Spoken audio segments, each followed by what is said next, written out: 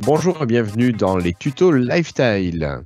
Aujourd'hui avec moi j'ai David et Flobo. Salut les gars, comment allez-vous? Salut, ça va bien? Salut Guillaume, salut Flobo, ça va impeccable. Bon, parfait. Pour ceux qui trouveraient notre introduction un petit peu bizarre, c'est juste qu'on a planté le début de l'enregistrement, donc on le refait dans la foulée et on est un petit peu moins naturel. C'est juste pour ça. Alors, moi j'avais un problème, et sur un ordi portable, j'ai une autonomie qui est quand même assez basse. C'est un ordi qui n'est pas réinstallé depuis un moment, à part les mises à jour de Windows tous les 6 mois. Et est-ce qu'il y aurait moyen que je puisse avoir une meilleure autonomie sur mon ordi portable? Oh mais bien sûr. Mais bien sûr, alors David, c'est toi qui nous explique ce soir ce qu'il faut faire. Non, moi je pose les questions dans les tutos. D'accord. Bon. Alors, Flobo, c'est toi qui vas essayer de nous répondre grâce à ta Surface Pro. Il y a toujours des solutions. 4. Oui. Même si bon, après, on pourra jamais avoir autant de batterie qu'on voudrait. Hein. C'est le piège. Pour être honnête, on va éviter d'avoir une trop mauvaise autonomie de batterie. C'est ce qu'on va essayer de vous donner en tuto. Mais on ne fera pas une Ferrari avec une 2 chevaux, quoi. Si vous avez à la base une batterie qui dure qu'une heure, on ne pense pas pouvoir vous faire tenir 10 heures non plus. Il ne faut pas rêver. Alors, si on commence directement, Flobo, dis-moi, est-ce qu'on peut faire quelque chose peut-être au démarrage? Oui. Peut-être qu'il ne faudrait pas trop en mettre au démarrage. Bah oui, déjà au démarrage, si on a installé en général beaucoup d'applications, beaucoup sont paramétrés pour se lancer directement avec Windows. Alors si c'est une application UWP moderne sur le store, en général c'est pas encore trop grave parce que celles-là elles sont configurées pour se mettre en veille et aller dormir jusqu'à ce qu'il y ait une notification qui vient les réveiller. Par exemple, si vous avez Skype qui tourne en arrière-plan, normalement il devrait consommer encore un peu de RAM mais être en pause et seulement se réveiller lorsqu'il y a une notification qui arrive, donc consommer très peu. Mais les applications plus anciennes, les applications de bureau, celles-là, en général, elles tournent en permanence, et donc elles vont consommer de la batterie. Par exemple, un exemple pour nous, parce nous utilisons Slack, pour moi Slack, c'est un monstre qui consomme toute la batterie à une vitesse grand V. Je ne sais pas ce que vous en pensez, mais je trouve qu'il est énormément énergivore. Alors, je trouve qu'il consomme un petit peu, mais c'est pas moi ce qui tire le plus, moi, sur ma Surface. Ouais, ça dépend ce que tu as installé, moi, en même temps. Mais bon, moi, c'est parce que je lance Slack, Teams, machin chouette. Enfin, ça fait un peu beaucoup à force. Voilà. Donc, voilà. Une fois que tu as tous ces programmes qui sont lancés, alors, on va pas parler des applications UWP qui, elles, comme tu l'as dit, sont quand même assez soft. Si on est sur par exemple, un ordi portable ordinaire ou une Surface, comment je fais pour gérer les programmes que je lance au démarrage? Est-ce que tu as un truc simple à nous proposer? Oui. Et que tu pourrais peut-être nous montrer avec ton compte de test. Bah oui, je vais me lancer le compte de test de la Surface. Normalement, je vais partager. Est-ce que c'est passé? Voilà, c'est passé. C'est passé, parfait. Donc voici ma Surface sur laquelle, cette fois, j'ai installé un compte de test et je me suis mis en français. Voilà. Personne ne pourra râler. Hein. C'est beau, hein, c'est écrit Corbeil. Magnifique. Donc, pour voir la liste des programmes qui vont se lancer au démarrage, il faut aller dans le et voilà, je connais pas les noms en français. Le Task Manager, c'est un gestionnaire des tâches. Gestionnaire des tâches. Tellement Alors, pas l'habitude. Un petit raccourci pour vous. Pour le lancer directement, vous faites CTRL, Maj, échappe. Oui, CTRL Shift, échappe. Ça ouvre directement le gestionnaire de tâches. Mais si vous n'aimez pas le raccourci clavier, il suffit de faire un clic droit sur le bouton démarrer et il est là également. Voilà. C'est relativement facile. Alors, et c'est ici dans ce panneau que tu as tout ou il faut aller ailleurs? Alors, moi, j'ai pas ça quand je clique dessus. Vu qu'on parle de consommation. Ah oui. Alors attends. Que depuis la dernière mise à jour de Flobo. Pardon. Toi, tu utilises ton gestionnaire des tâches très souvent, j'imagine, comme moi.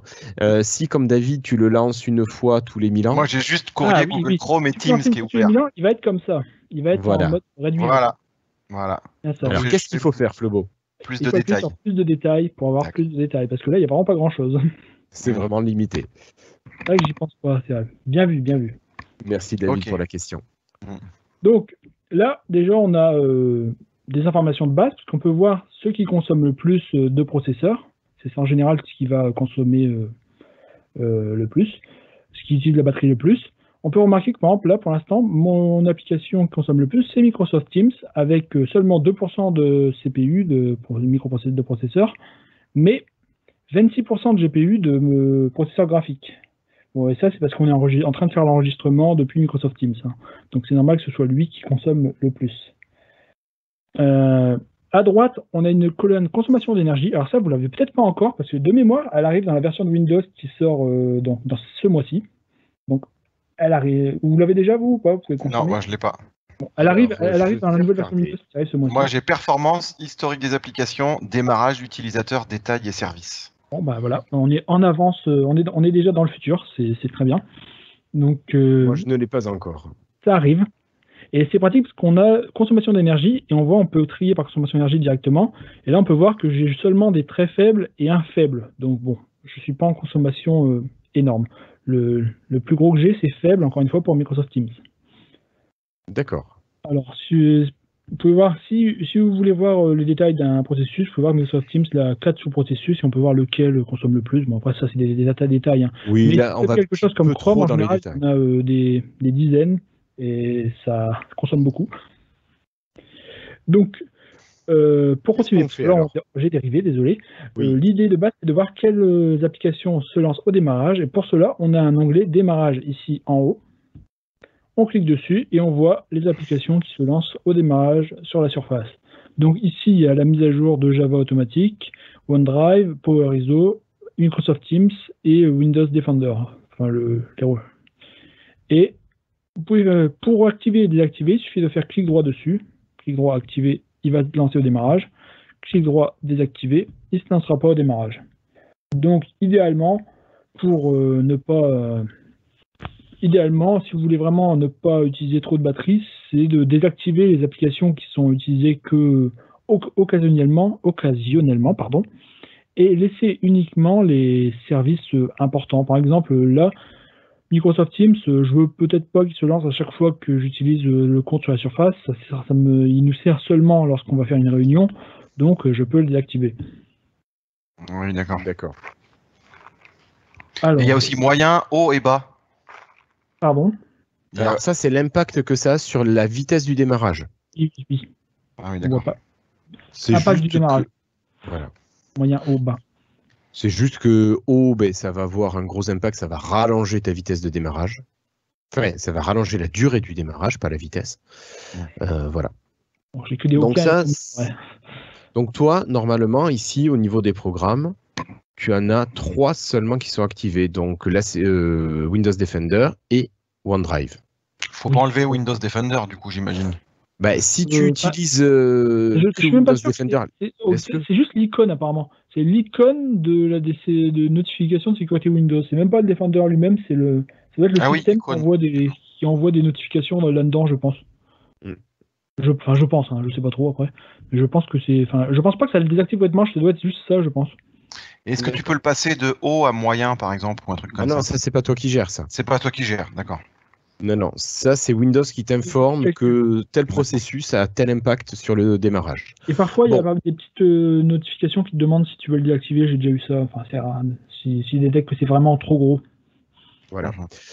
Bon, je pense que pour cette partie, on va peut-être laisser les programmes au démarrage, à moins que tu aies une autre solution pour gérer les programmes au démarrage. Il y a une autre solution, c'est msconfig, mais c'est un peu, là on part un peu loin, je me dis. Ouais, on va peut-être pas non plus... Au montage, ça fait un peu trop, mais si on fait exécuter, démarrer, encore une fois, clic droit sur le menu démarrer, exécuter, et qu'on tape msconfig, on a dans service la liste de tous les services qui démarrent avec Windows. Et non, pardon. Oui. Et bon, des fois, et on peut les désactiver en cliquant là. Vous voyez, en les décochant. Mais bon, la plupart du temps, je conseille, il faut mieux pas non plus aller désactiver des services importants pour le système. On risque Éventuellement, de faire des bêtises. vous pouvez classer par fabricant. Et vous voyez déjà, là, j'ai quasiment que du Microsoft. Vous voyez, par exemple, j'ai un Steam client de service Mozilla. Donc ça, c'est quelque chose qui a été acheté par Steam et par Firefox. Éventuellement, on pourrait les enlever, mais de toute façon, ils sont déjà arrêtés, ils ne sont pas lancés. Donc vous voyez, donc bon, c'est pas particulièrement gênant. Mais il est possible, par exemple, que si vous avez installé une saloperie, j'ai envie de dire, je sais pas comment, un logiciel qui installe pas mal de merde, vous ayez beaucoup de services un peu louches et qui pourraient lancer des trucs problématiques. Vous voyez là, par exemple, j'ai quasiment que du Microsoft et de l'Intel, donc bon, ça n'a pas l'air particulièrement dangereux, mais bon. Il y a un petit bouton masquer tous les services Microsoft d'ailleurs, permet de. Déjà, c'est déjà.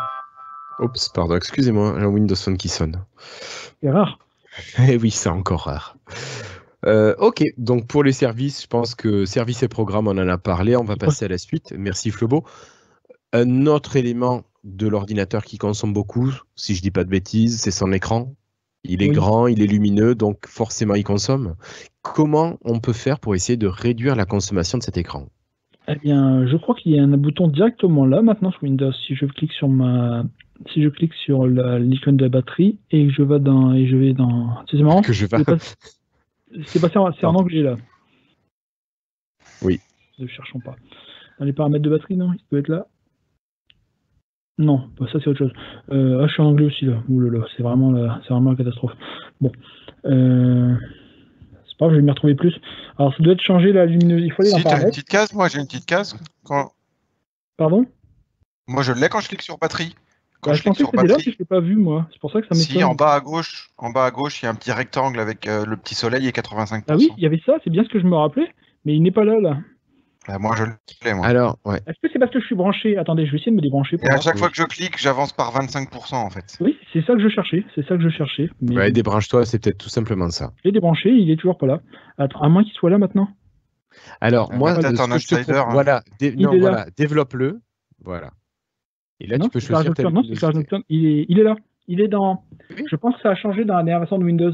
Alors. Ça, déjà en 18.03, on l'a. Hein. Oui. Et toi, t'en as un là aussi, donc t'en as un là aussi. Alors, t'en as un qui est vraiment sur la batterie.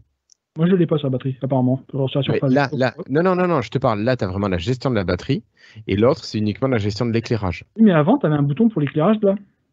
Oui, mais ça fait un moment que c'est parti, ça. C'était dans les premières versions de Windows 10, si je dis pas de bêtises. Donc de nos jours, la gestion d'éclairage, donc c'est dans le centre de notification ici.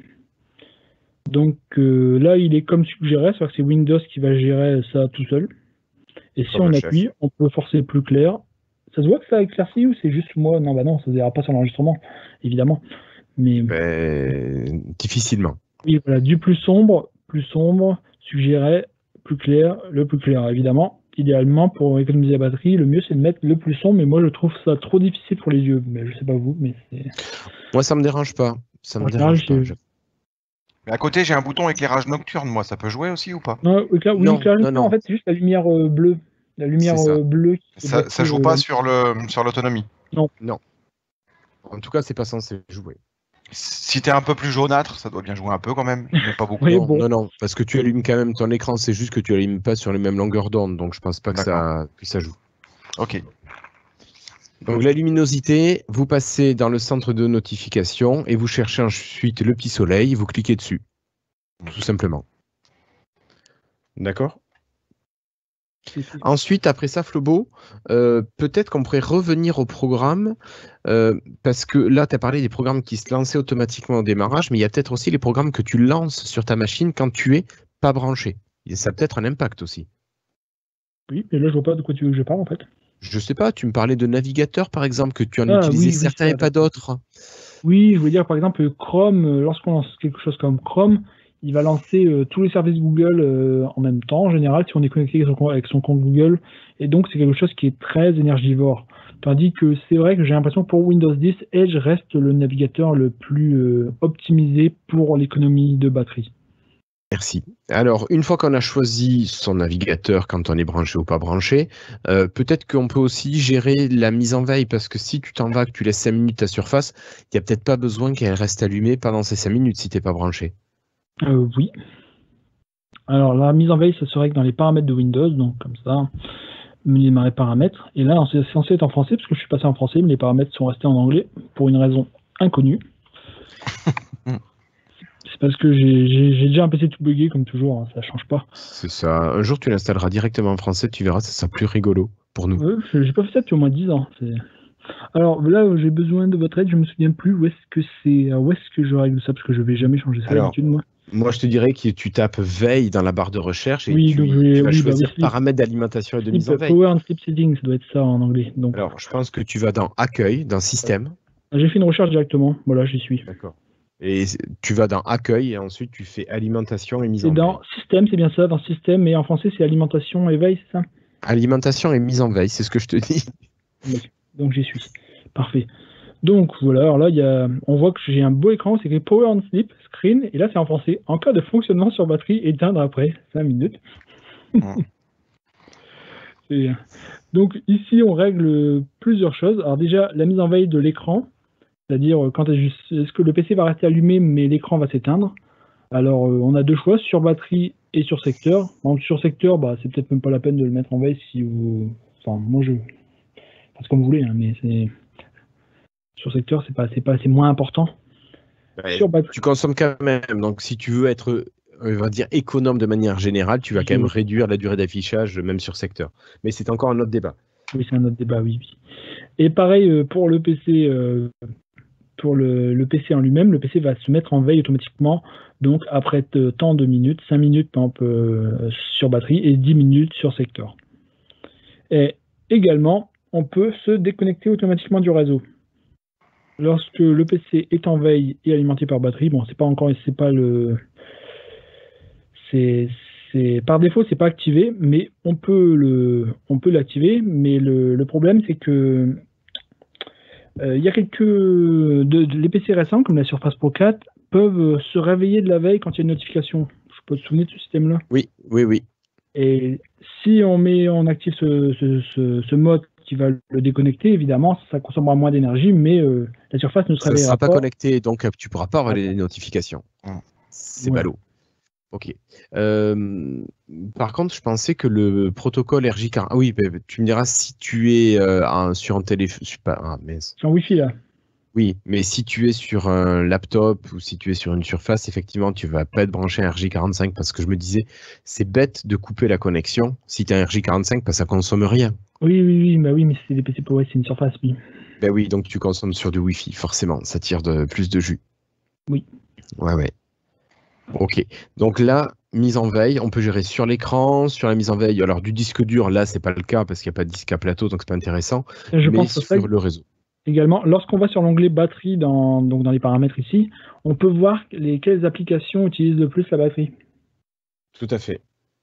Voilà, vu que le PC a été réinstallé il n'y a pas longtemps, en direct d'ailleurs, il ne doit pas avoir grand-chose, mais je vais aller voir quand même. Il me dit que c'est Microsoft Teams, évidemment avec 48%, parce que c'est l'application que j'ai le plus utilisée depuis qu'on a réinstallé ce PC, ce qui est normal. En deuxième, donc, il y a Experience Windows Shell. Alors ça, c'est juste, si vous voulez, c'est l'explorateur Windows. Ça sert à lancer les doubles. Les systèmes. Ouais, d'accord. Ça sert à rien de le mettre en fait, mais bon. Windows consomme de l'électricité, voilà. Ensuite, le calendrier, l'application Mail, donc 7%, sans être ouverte, vous voyez, en arrière-plan. C'est-à-dire qu'elle a reçu mes emails en arrière-plan et elle a utilisé 7% de la batterie. Donc, explorateur Windows, paramètres, Cortana, Skype, vous voyez. Donc ça vous permettra de savoir ce que c'est qui a été gourmand en énergie ou pas. Merci Flobo. Et ensuite, moi je te propose de continuer avec tout ce qui est connexion dont on a parlé. On peut juste finir ça d'abord. Oui, pardon, excuse-moi. On a le mode économisateur de batterie qui s'active automatiquement à partir d'un certain pourcentage. Comme sur les téléphones, c'était avant ça. C'est pareil. Ça va désactiver la synchronisation OneDrive, la synchronisation des emails, des choses comme ça. Ça va désactiver tout ce qui est pas utile. Ok. On a fait le tour de cette section, donc tu voulais passer après à... Voilà, je voulais passer ensuite aux connexions. Donc, tu as parlé du Wi-Fi. Effectivement, si vous n'avez pas besoin d'être connecté en Wi-Fi, si vous n'avez pas forcément besoin d'Internet, ça peut être intéressant de se déconnecter parce qu'il y a quand même une sacrée différence au niveau autonomie avec ou sans connexion Wi-Fi.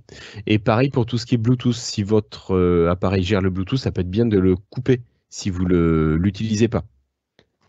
Oui. Donc, des fois, c'est vrai je qu'une pense petite pas à ça, souris... moi. Ouais. Ben, c'est des petites choses, mais je sais que moi j'avais eu une conférence une fois chez Microsoft. Il y avait 9 heures de formation sur la journée et j'ai fait 8h45 avec ma Surface. C'était Bah pas oui. mal parce que. Mais j'ai coupé mon Wi-Fi par exemple et j'ai gardé le Bluetooth pour la souris et le stylet. Mais sinon, le Wi-Fi était coupé, j'avais baissé la luminosité et j'ai quasiment fait mes 9 heures sans problème. Je sais pas couper le Wi-Fi. Le Wi-Fi, ça va couper la connexion. Mais Ah oui, ça tu le fais pas là parce que sinon on va être un petit peu le embêté. Bluetooth, pareil, c'est là. Voilà. Sinon, vous l'avez directement à partir du menu du centre de notification. Hein. Oui, c'est vrai, on peut le faire là aussi directement. C'est beaucoup plus rapide. Vous cliquez là, voilà. Ensuite, vous cliquez une fois sur Wi-Fi, ça le coupe. Vous cliquez une fois sur Bluetooth, hop, ça le coupe. Ou sur mode avion directement, et ça va couper tout en même temps. C'est ça. Mode avion, ça coupe tout en même temps. Alors attention avec ta souris, si tu es en Bluetooth Je vais pas me mettre dessus, je risquerai de cliquer. de cliquer par inadvertance. Ok. Voilà. Ensuite, si vous avez une Surface, je pense que vous ne serez pas trop impacté. Mais si vous avez un ordinateur portable un peu plus gros, peut-être que vous avez des périphériques branchés dessus. Un disque dur, une clé USB, ce genre de choses. Est-ce que Flobo, ça a un impact ou pas? Ça dépend si c'est alimenté externe ou alimenté par les ports USB directement. Voilà. Donc généralement, maintenant quand même les disques durs, beaucoup, tu les trouves en 2 pouces 5 et qui sont alimentés par le port USB. Oui, donc souvent, oui, ça aura de l'impact. Mais bon, il y en a encore qui se branchent à l'extérieur. Hein. Mais de temps en temps. Donc, est-ce qu'il vaut mieux les couper, les enlever si on ne s'en sert pas, ou est-ce qu'on peut les garder? C'était ma question, pour que ce soit clair. De toute façon, il faut mieux tout enlever, hein. C'est évident. On est d'accord. Donc là, déjà, quand on a fait tout ça, on a joué sur les programmes, sur la luminosité, sur les connexions, on a choisi les programmes qu'on lançait. Est-ce que tu vois encore autre chose, ou bien il faut sortir le bazooka pour gagner encore en autonomie? Je pense qu'on a fait le tour. Hein. Je réfléchis à quoi d'autre. Tu sais, tu m'avais parlé d'une méthode nucléaire carrément au niveau de l'OS. Oui, je dis, il y a des... Moi, parfois, j'utilise des distributions Linux qui sont un peu optimisées pour consommer quasiment rien. Et donc, bon, ça peut être pratique des fois lorsque je veux vraiment... je sais que je ne vais pas être branché pendant longtemps et que je veux optimiser un maximum la batterie du PC. Mais bon, c'est vraiment pas... je pense que c'est pas non plus accessible pour beaucoup de monde. D'accord. Donc celle-là, on n'en parlera pas trop. Non, pas trop. Mais il y a toujours des solutions. Hein. De temps en temps, je fais ça, quand je sais que je vais pas avoir le PC pendant des heures, parce que c'est vrai que sous Windows, on a quand même encore beaucoup de services qui sont toujours lancés en permanence, et c'est difficile d'optimiser vraiment à fond la batterie. Bon, toi, tu arrives à avoir 8 heures, je n'ai jamais réussi à avoir autant d'heures avec une Surface. Hein. Ça m'étonne. Ah, moi, si, c'était dans sa première année, hein, mais Oui, d'accord. ça faisait 6 mois que je l'avais, mais j'ai fait quasiment mes 9 heures. Après, si je pouvais rajouter quelque chose, ce serait vraiment d'essayer d'utiliser des applications store vraiment purement UWP. Parce que par exemple, lorsqu'on regarde une vidéo, celle-là elle consomme beaucoup moins que si on utilise VLC ou MPC HC ou quelque chose comme ça. Ah oui. Oui. Donc, utiliser le store de Windows, il n'est pas là pour rien. Bah oui. Ces applications-là, elles sont quand même moins énergivores. Et beaucoup moins. Ok. Voilà. Bon, mais David, tu as découvert des petites astuces? J'ai une question sur les onglets des différents navigateurs. Plus on a d'onglets ouverts, plus ça consomme? Ou quand le navigateur est ouvert, c'est toujours pareil? C'est plus une question de RAM, mais s'il y a quelque chose... Ça dépend ce qui tourne dans les onglets. S'il n'y a rien qui tourne, je pense pas. C'est juste des pages bien HTML, bien gentilles. Je pense que ça change pas grand-chose. Ouais. Mais après... je sais pas honnêtement, mais je pense pas. Je pense que les onglets en eux-mêmes ne changent pas grand-chose. Je pense que c'est sûr que si tu as 50 vidéos qui sont dans 10 onglets différents, ça va être un peu le bazar. Mais voilà. C'est sûr que si tu fais tous tes lolcats, ça va pas bien marcher. Non, mais ça va, j'en fais pas beaucoup. D'accord. Bon, mais ça marche. Voilà, moi je pense qu'on a fait le tour. Avec ça, vous devriez pouvoir peut-être gagner une demi-heure. Tu penses qu'on peut pas gagner plus? Tu coupes ton Wi-Fi, tu baisses la luminosité, déjà rien que ça, je pense que tu peux gagner au moins une demi-heure. C'était ma dernière question en fait. Sur un 100%, tu gagnes combien en fait? Ça Si va t'arrives dépendre de ta à machine. jouer sur... Ça va dépendre de ta machine. Ça va dépendre de ta machine et ce que tu fais. Après, si tu fais uniquement de la bureautique, tu n'as pas forcément besoin d'aller sur Internet. Donc, tu coupes ton Wi-Fi, tu es tranquille. Tu te branches avec une souris filaire. Pouf, aussi, tu consommes moins que si elle est en Bluetooth. Surtout si tu as d'autres choses de brancher. C'est tout ce genre de choses. Vraiment, coupe tout ce que tu peux couper si tu veux garder ton autonomie. D'accord. Sinon, achète une deuxième batterie, quoi. Bah oui, pour la Surface, c'est pas pratique. C'est pas très pratique. Ouais. C'est pour ça que j'attends vraiment C'est la vrai. nouvelle Surface avec chargeur USB-C. Ah oui, mais ça, on en parlera plus tard. Ok. Bon, bah, écoutez, merci beaucoup Flobo pour toutes ces réponses. Merci beaucoup David pour toutes ces questions. Moi, je vous propose de nous retrouver dans les épisodes de Lifetile. Donc, retrouvez-nous sur lifetile.fr pour suivre les podcasts ou bien sur la chaîne YouTube pour suivre les tutos. En attendant, portez-vous tous bien et laissez un petit commentaire, soit ici sur la chaîne YouTube ou bien sur le site lifetile.fr. Allez, salut tout le monde, à bientôt. Ciao. Ciao. Salut.